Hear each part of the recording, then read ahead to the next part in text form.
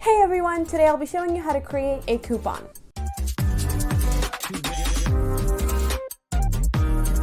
As always, in order to start, we need to access the back end of our website.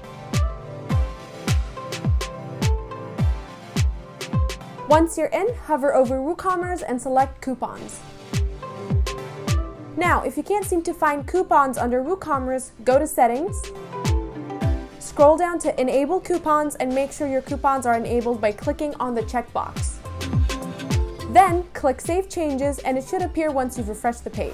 Okay, back to coupons. If you haven't created any previous coupons, the page will appear empty. You can start a new one by selecting Create Your First Coupon or Add Coupon. First, you need to add a coupon code. This is essential because you'll be sharing this with your customers. Let's say you're creating a back-to-school coupon. If you're stuck, then you can click on Generate Coupon Code and the website will generate a random code for you. Below we have a description field that is optional. Here you can further elaborate on the coupon if you wish. This description can't be seen by customers, it can only be seen by merchants. So it is helpful if you have multiple store managers. Now let's move on to the coupon data meta box. You have 3 sections to edit: General, Usage Restriction, and Usage Limits. Let's dive in deeper for each. In general, you have 4 discount types. Percentage discounts, which applies a percentage discount to a whole cart. For example, 10% off the whole cart. Fixed cart discounts applies a fixed amount of discount to the whole cart. For example, $10 off the whole cart, not 10%. Fixed product discounts applies a fixed amount of discount to selected products only. It calculates per item and not for the entire cart. For example, $10 off each item. And lastly, free gift. This grants customers free items selected by you. Once the coupon code is used, the free gift will be added automatically to their cart.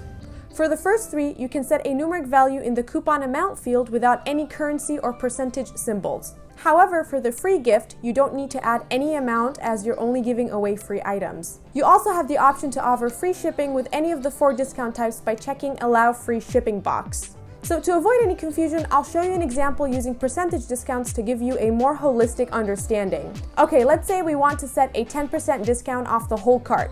So we just type in 10. And if you want to grant customers free shipping with the 10% discount, then you check the Allow Free Shipping box.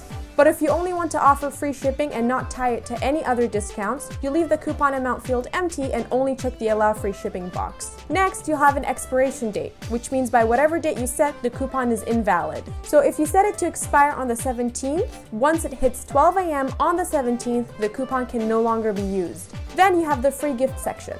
The fields here are exactly like the ones in the free gifts discount type, so anything I explained here can be applied there. You can use the free gift section here if you'd like to give free items to customers when they use the specific coupon.